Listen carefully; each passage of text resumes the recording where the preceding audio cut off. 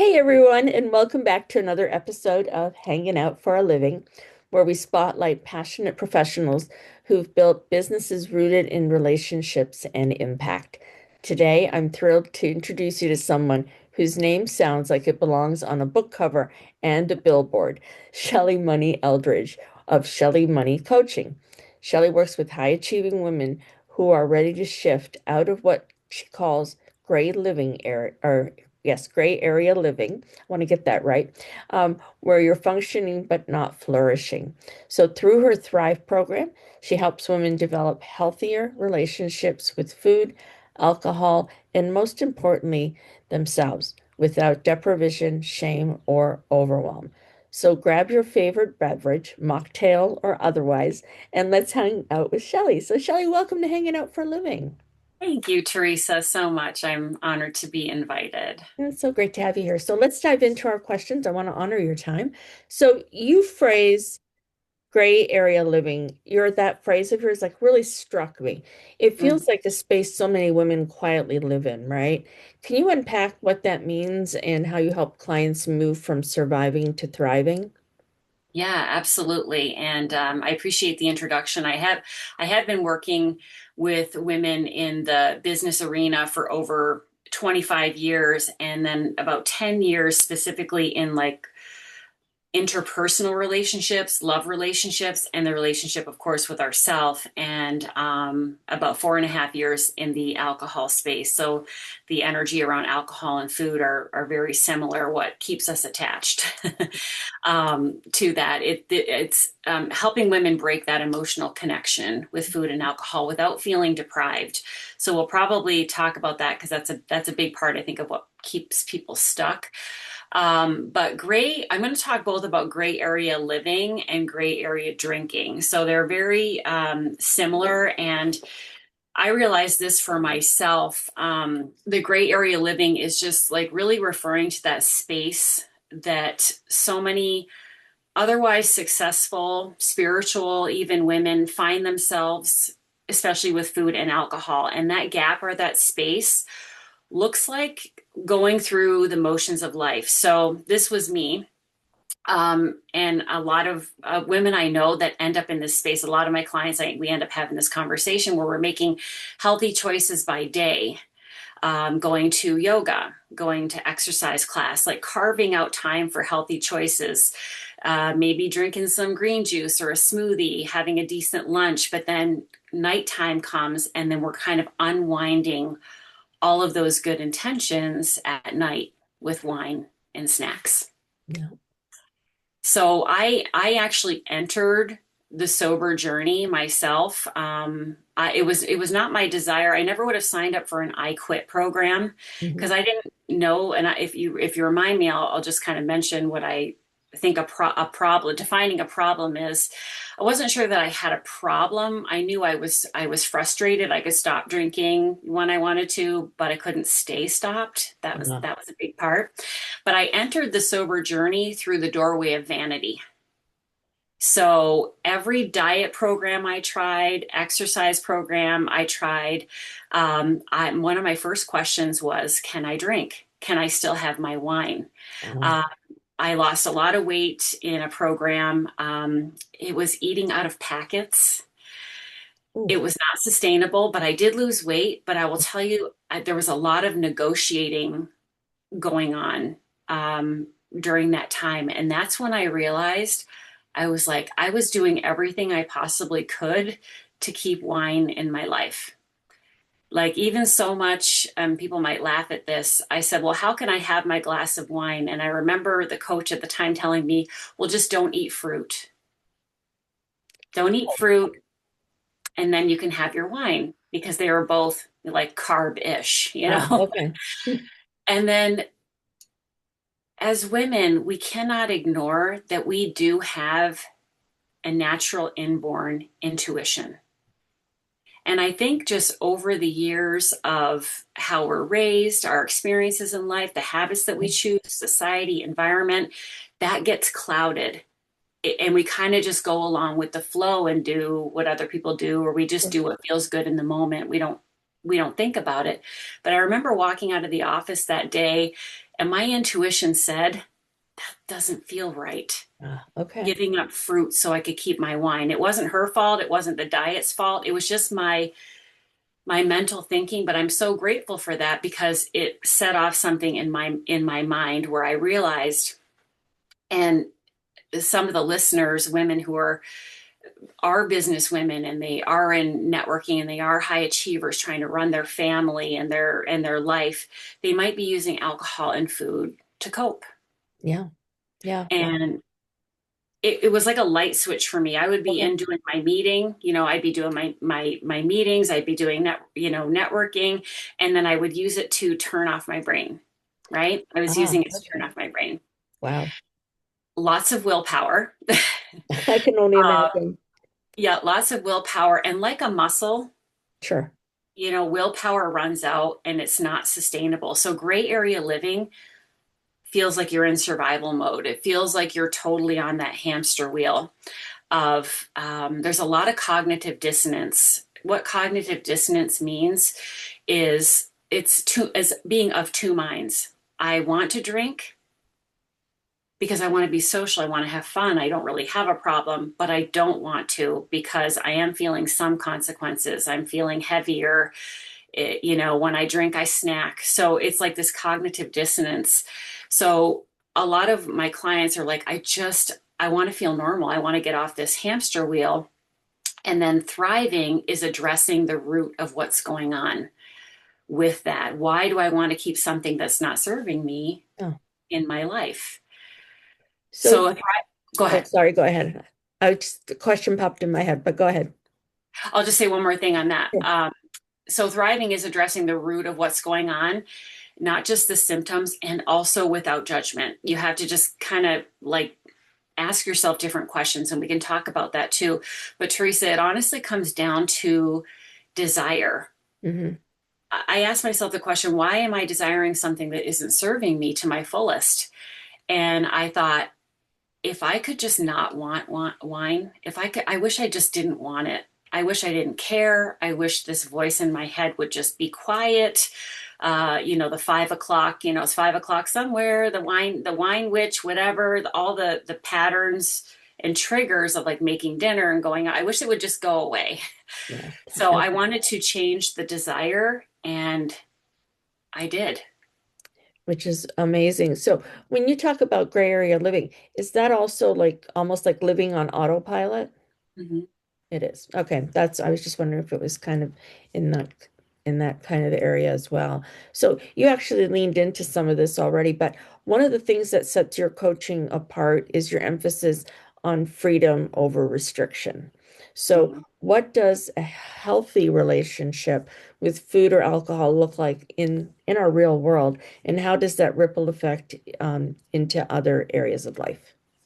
Yeah. Can I tell you a little bit about gray area drinking? Sure.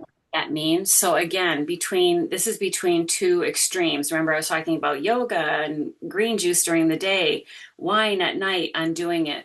Well, gray area drinking is actually a term. You can Google it. It is it is in the dictionary, gray area drinking. And it's drinking between two extremes. And most people fall in the middle. Most business women, men, people running their lives fall in the middle where you're not at rock bottom. There have been no super major consequences, but you're also not a once in a while drinker either. You are in the middle, and it is that space between the two extremes, and it's a difficult place to be. Moderating comes in here, where you hear the word, oh, if I could just moderate just a little bit. Trying to moderate an addictive substance, if you think about that for a minute, trying to moderate an addictive substance is very, very difficult because it means you're always trying to make decisions. So what it looks like is you'll do detoxes, Mhm. maybe do challenges, but it's an exhausting feeling, but yet you feel like you're doing something. So you can be proud of yourself for quitting for a period of time, but like you can stop, but it was very difficult.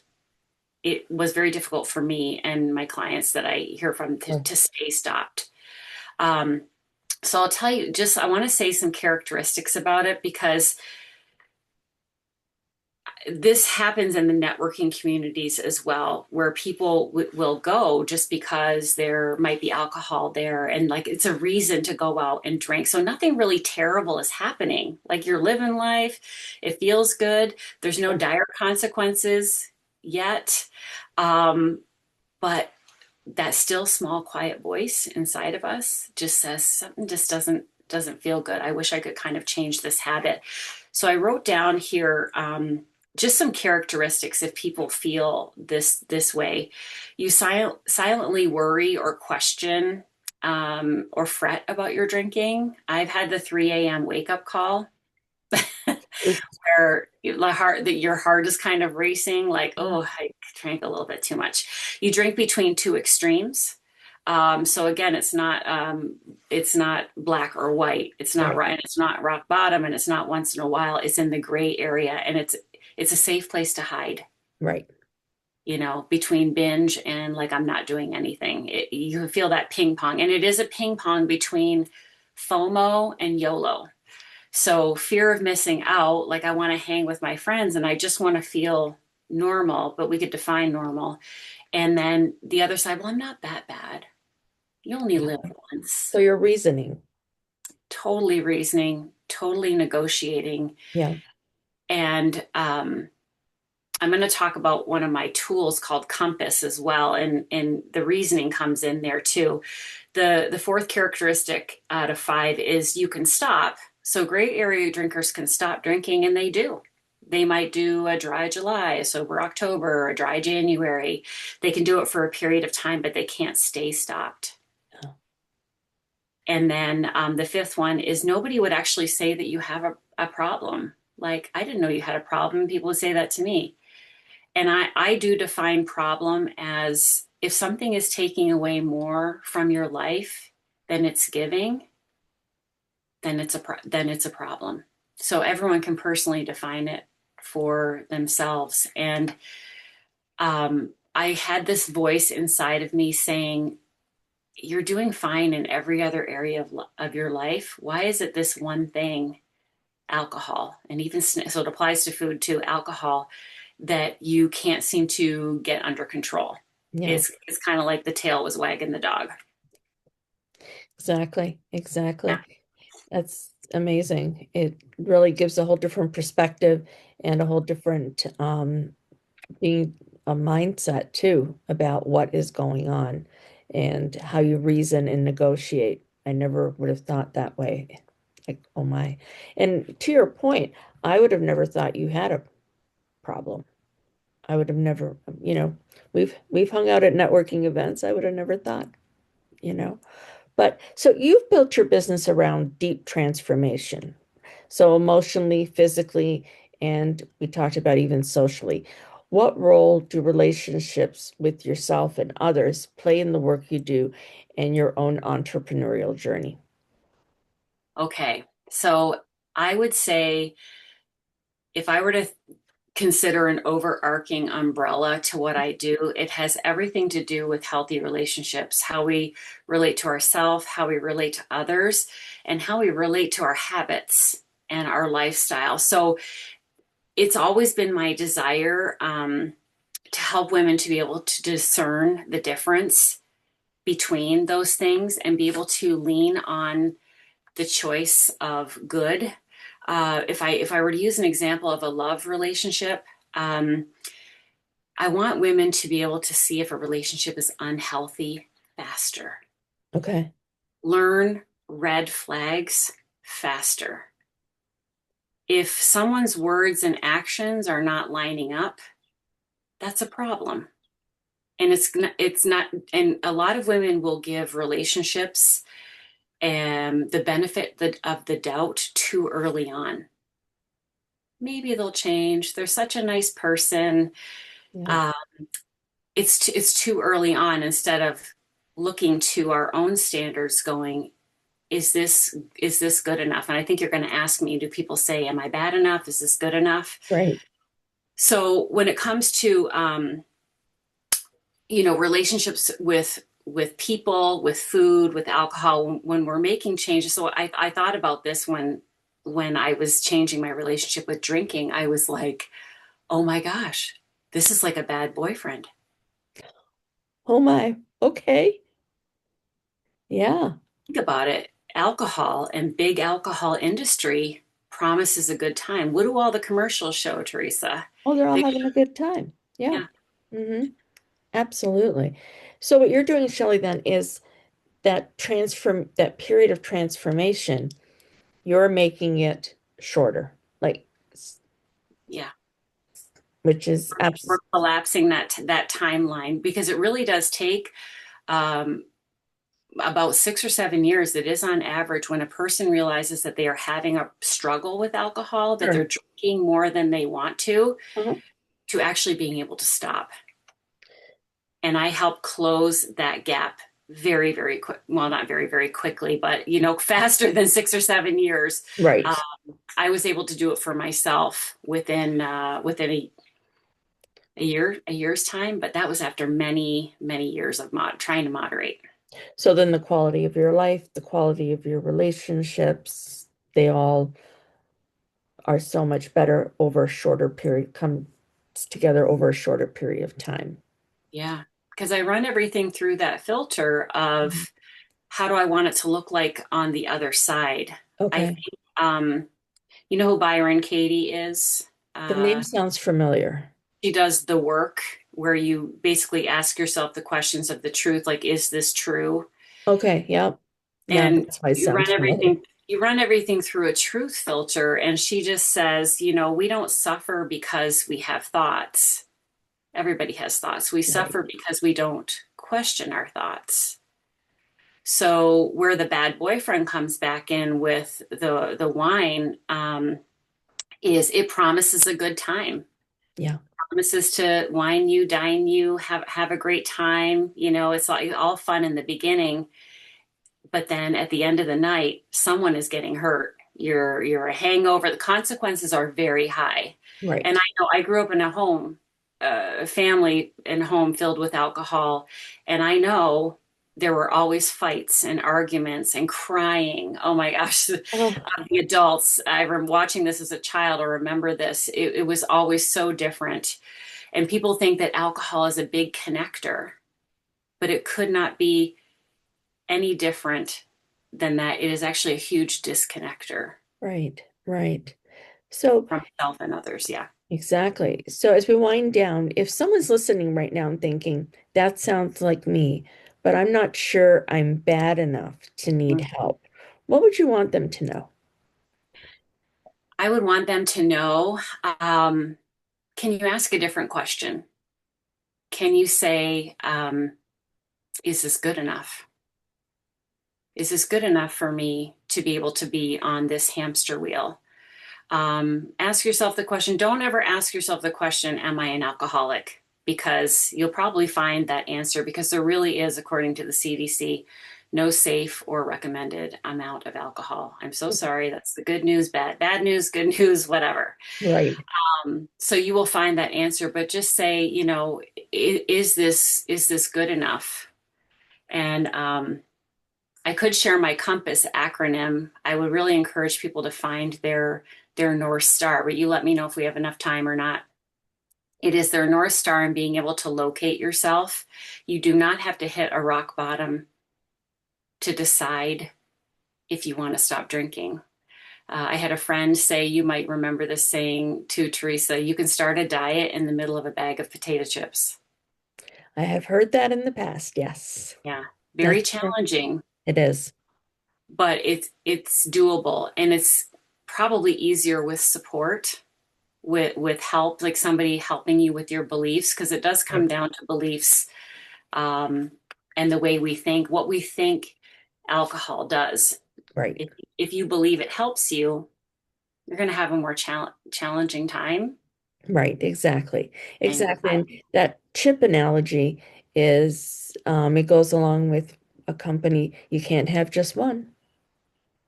yeah, and that is the kingpin of the gray area drinker. Yeah. One is not enough, and probably five or yeah, one is too many, and five or six are not enough. Exactly. Exactly. So, Yeah. um, what you were just talking about, folks, if you want to get that from Shelley, um, reach out to her. Her contact information is going to be or is in the description of this video. So I want to say thank you, Shelley, so very much for sharing your wisdom and your warmth with all of us today. So whether you're navigating your own gray area or helping others find their way out, Shelley's approach is a reminder that lasting change is possible and it doesn't have to come from punishment or extremes. So as I mentioned, if you'd like to connect with Shelley, and continue the conversation, I invite you to do so. She's got some really great resources and tools that could help you. Her contact information, as I said, is in the description below. So, hey, thanks for hanging out with us. Thank you again, Shelley, and see you next time on Hanging Out for a Living. Bye, everybody.